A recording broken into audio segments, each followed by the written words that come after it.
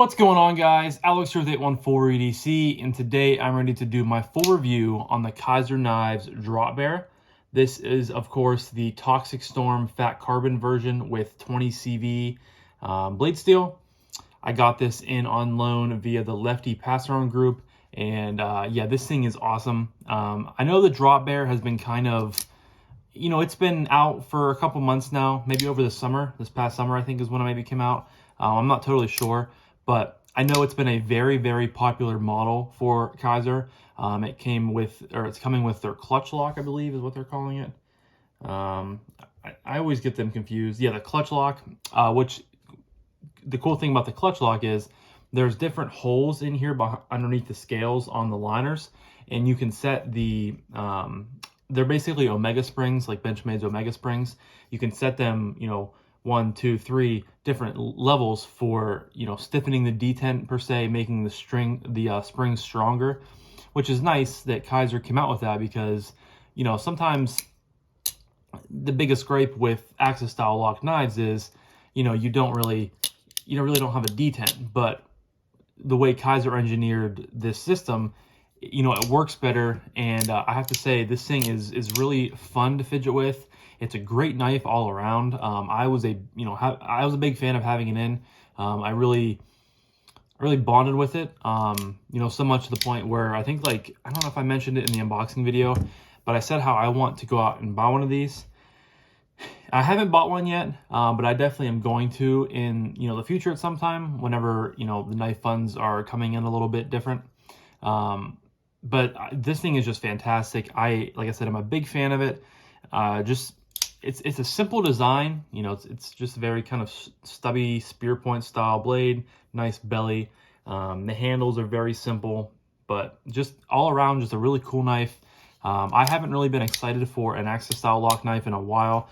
The only one I have in my collection is the Benchmade Bug Out. It's been, I think, the longest knife in my collection.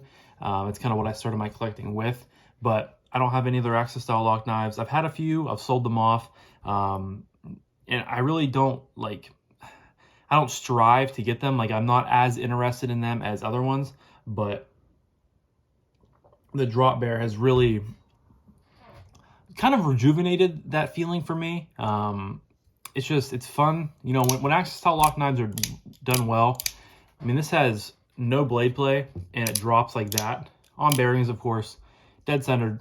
That makes me excited. That gets me excited when it does stuff like that.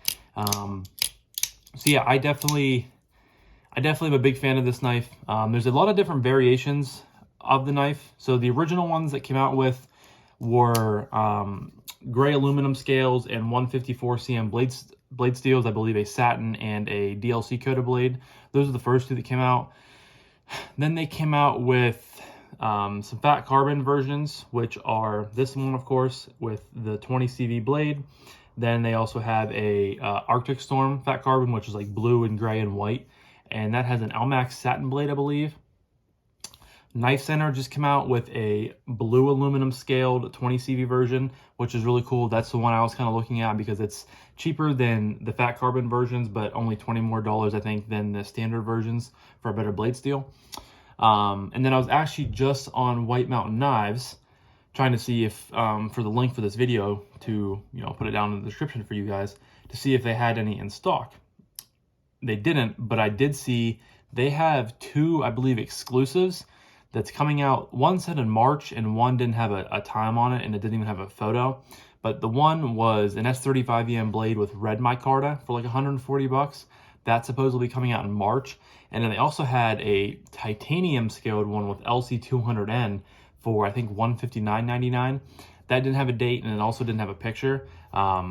But that's cool that there are still more, coming down the pipeline.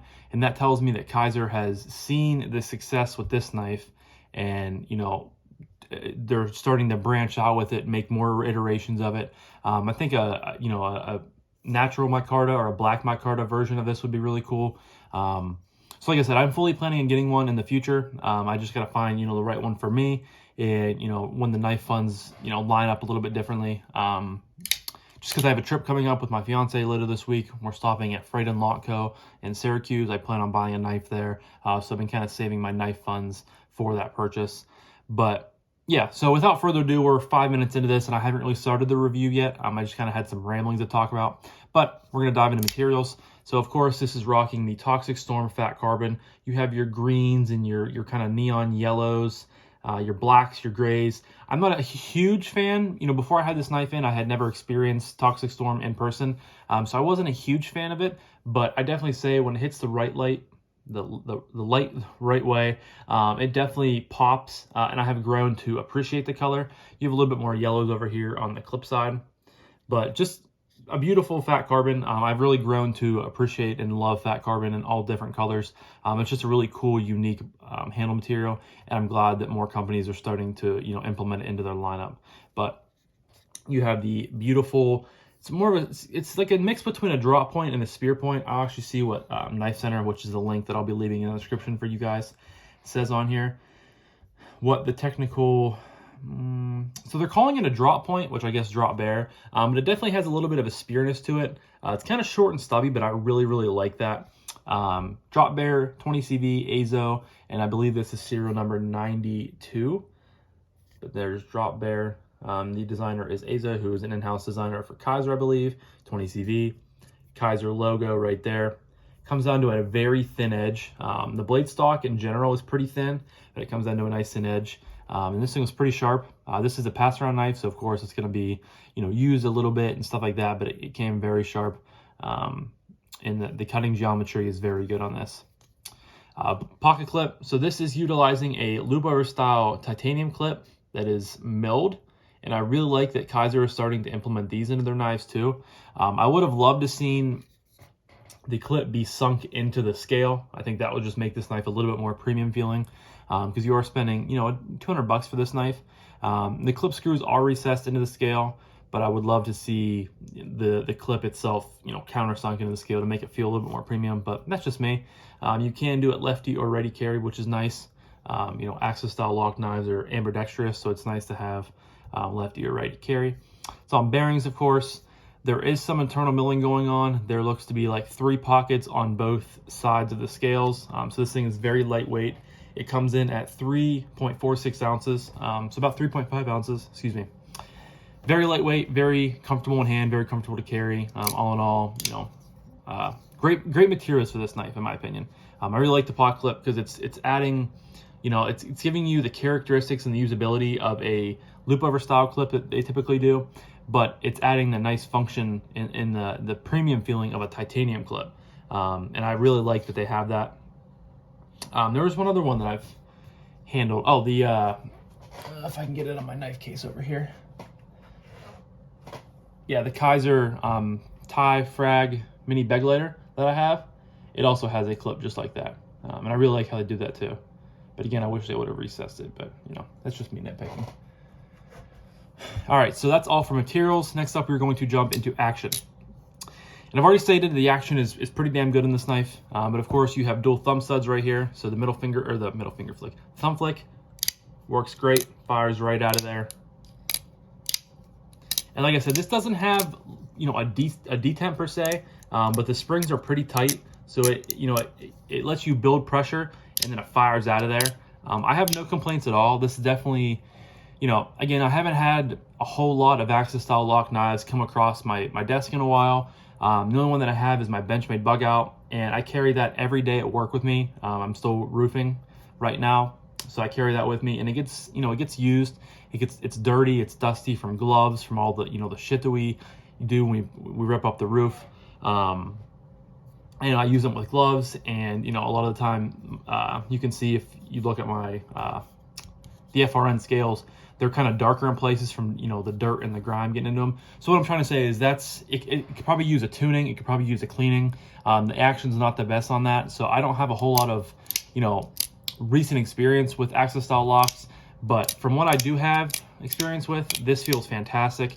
Thumb flick just feels great. Middle finger flick, again, it lets you, with those stronger springs, which I didn't take this apart. I'm assuming Kevin has it set to the strongest spring setting. That would make sense, because he's a detent diva. But middle finger flick just feels fantastic. Fires out of there, lets you get some good pressure, and then kind of hit a wall, and then boom, you fire out. You can obviously slow roll these knives, but people are not really slow rolling Axis style lock knives unless you're, 80 years old. And that drop, you can see you just pull it back, boop, and it drops. It's pretty much a guillotine. And that's, that's a huge fidget factor feature of Axis style lock knives. It's nice because, you can just, I guess from a safety standpoint too, you have both of your fingers out of the way of the traveling path of the blade, and it just drops right home. It's very simple, very easy. You can even do it one-handed if you want. You can try to do it with my index finger. Yep. So, it just adds for a lot of, functionality and a lot of features. And again, this did start walking a little bit. I did tighten it up before the video. It has a smidgen of blade play already, but that's how it came. And it's not my knife, it's a pass-around knife, so I'm not gonna, take it apart. I'm not gonna do anything like that to it. I'll let Kevin do that when he gets it back. But yeah, this thing is just really cool. Action is, especially on bearings too, it's very smooth. A lot of Axis style lock knives, talking specifically Benchmade, they're on washers. They don't have a whole lot of bearing action. I think they are starting to implement that a little bit into their lineup, but bearings just make it that much more smoother. And of course, as a lefty, you can operate it, just the same as a righty. So action is no complaints for me. I really like how it feels. Great lockup, great deployment, middle finger flick and thumb flick, and I guess slow roll if you want to toss it in there as well. But and closing action is just very smooth as well. Drops in, sucks it closed. That's another thing I like about Axis style lock knives is, you have to get down, you have to get like how it works down, and then once you understand that, you pull it and then you let go, and then it'll suck itself back in. Where if you just hold it that whole time, it'll bounce back out. But if you let go, I did it too early. Let go, it sucks itself back in, and it's a very satisfying experience.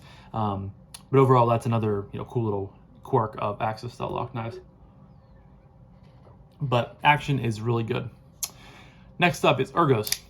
The ergos on this knife specifically feel fantastic. It's not a huge knife. The blade's length is about 2.97 inches. So this is a medium-sized knife for me. But you guys know I love to live in that range of knife sizes. First of all, it has jimping all the way up here on the blade. You guys can pick that up. So a nice long strip of jimping. As for the handle shape, it's pretty much flat here. I mean, it's straight back. You do have a little bit of a curvature here for your index finger, and then it kind of swells and it tapers back. But it's, overall, it's a pretty neutral handle shape. Not a whole lot of craziness going on here, but doesn't have a choil. You really can't use that for a choil unless you had a tiny ass pointer finger. But my index finger goes right here, locks in, and then the rest of my hands fall on the scale like this. And I do have a little bit sticking out, but for me, it's literally like perfect size for my, I would say like, I'm a large glove size hand, but I'm on the smaller scale of larges, if that makes sense. But this thing just feels great in the hand. It really just gets locked in. I love how far they extend the jimping, because I have some here, I have some here, and I have some out here, depending on where my thumb falls. The pot clip doesn't, for being a loop over style clip, the milling down here, it makes it nice and flat. It's not like super skinny, so you're not going to be, really feeling that in your hand too much if you do at all. But it's nice and sunk into the scale. Doesn't sit very proud of the scale, is what I guess I'm trying to say. It's very comfortable in hand. I can feel it, but unless I'm like really torquing down and like squeezing this knife as hard as I can, it's not going to cause a hotspot issue. Of course, you can switch it lefty or righty. So if you're lefty, you can have it in your left hand or on the palm of your left hand. But it's lightweight. Like I said earlier, it's about 3.5 ounces. Just a really great size for an EDC knife, in my opinion. You guys know, again, I love to live in that 3 to 3.25, 3.3 blade length size. They fit me personally the best, and this is right in that category. A fat carbon is nicely contoured around the edges, chamfered in all the different places. You do technically have, I guess, proud or shadow box liners right at the top. You can't see them super well, but once you get it in hand, you can, and you can feel it a little bit, but that doesn't, really take away from the ergo department. It's still very comfortable. Fat carbon it has its own feeling. It's not like micarta. It's not like G10. It's not like aluminum. It's not like titanium, excuse me. It just has its own, like, interesting and different feeling. I really don't know how to describe it to you, but it's comfortable. You know, just a great ergonomic in a saber grip knife, hammer grip. You can, you know, reverse this if you really wanted to. Not the best for gas station knife fights, but you definitely could if you needed to. You know, if you had to pull this out in a pinch and defeat Kevin in fighting over the last, you know, cherry Slurpee or blue raspberry, whatever you guys like. But yeah, ergos are good. You know, this, as soon as I picked this up and felt it, it just really felt great in my hands. Again, I love the jimping. That's a huge thing for me, is I love how, you know, it's small enough and, you know, micro milled enough to be not like aggressive, but they gave you enough of it to use, you know, back here in the middle and out front. And I can really appreciate them doing that. But yeah, ergos are 2 thumbs up for me. So next up is carry. And again, this thing is super lightweight, 3.5 ounces. I think that's the 3rd time I've mentioned that now. But righty or lefty carry. So if you are a lefty, you can, you know, have your ability to carry it your way. If you're righty, you carry it the normal way. Drop it in your pocket. You have no flipper tabs, no sharp edges. It's all, you know, nicely smoothened off here with basically the tips of the shadow box liners. You know, so if you're dropping your hand down in to get, you know, chapstick, coins, medicine, anything small to get underneath your knife, you're not going to risk catching on a flipper tab or anything like that. You know, the typical theories that I bring up for this category. But I have carried this in my jeans in my front right pocket, I think 2 or 3 times. And I've tossed this in my gym shorts quite a bit. You know, when I've been in my room, I've gone out to eat dinner, I've gone around the house doing things. This thing has lived in my gym shorts pocket quite a bit too. Very lightweight, you know, very suitable for that. I'm not saying I would want to carry it maybe in the summer every single day in my gym shorts, but I think it would be suitable for that carry every once in a while. It definitely wouldn't, you know, cause your shorts to fall to the ground because of how heavy it is. But all in all, you know, carry is, again, 2 thumbs up, no complaints at all from me. You have that leftability, lightweightness, you know, good, small, slim design. So all in all, you know, like I said, no complaints. But that leads me to my final category of price point and would I recommend this knife. That would have sounded cool if I didn't stumble over my damn words. But this knife goes for $198. I do think that is a very fair price. Again, I know we're talking about Kizer, but they're starting to kind of creep. They're not creeping totally into that category of the knife world, but with their special edition knives, they're starting to a little bit, kind of right around the $200 price point. We have to think, you know, you're getting a 20 CV blade and you're getting Toxic Storm fat carbon scales. That's a mouthful sometimes. And you're also getting a titanium loop over style milled clip. So you're getting a lot of cool materials for that price point. And I think $200 is very fair. The Arctic Storm fat carbon with the LMAX satin blade, I believe it goes for $219.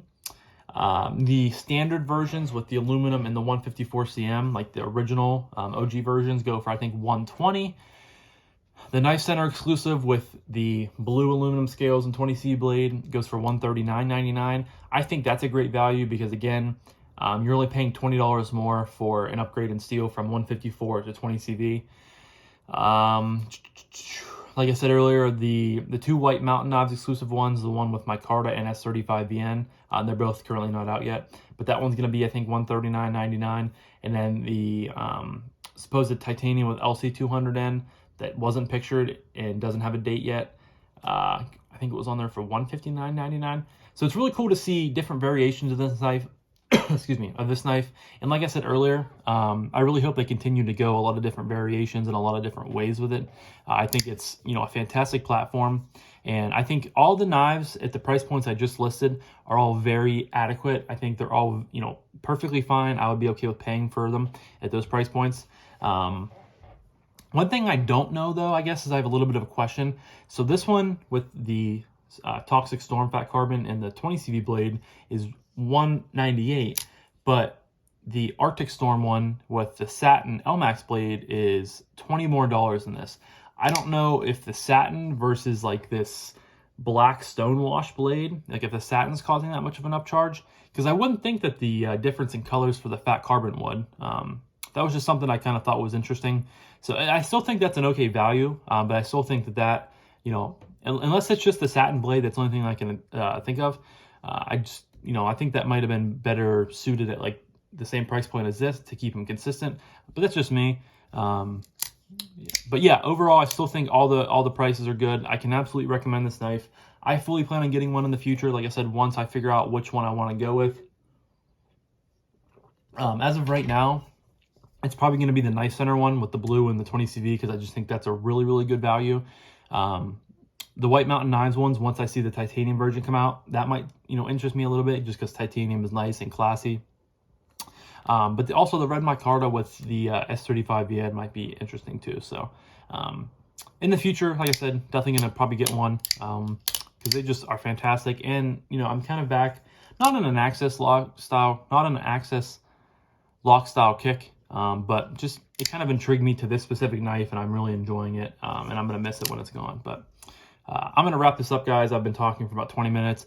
And I said to myself before I started filming these videos, because I have 4 reviews to film to get them done and get them mailed back before my trip, I said to myself, do 10 to 15 minute reviews. Don't talk so much, get them done a little quicker. Here I am at 21 minutes. So what are you going to do, guys, but if you're still watching, thank you guys so much for watching and for always supporting me. If you're not yet subscribed and you're liking the content, please consider doing so. I'm on the road to 1,000.